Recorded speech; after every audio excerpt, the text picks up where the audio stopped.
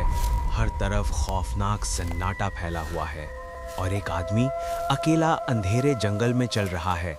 सिर्फ उसके कदमों की आवाज गूंज रही है।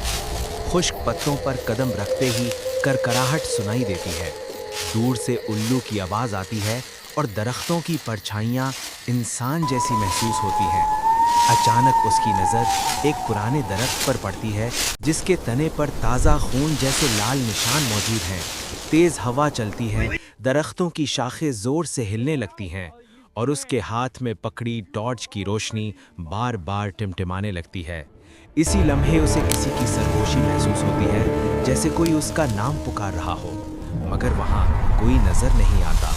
अचानक दरख्त के पीछे से दो चमकती हुई आंखें दिखाई देती हैं जो ना इंसान जैसी लगती हैं ना किसी जानवर जैसी।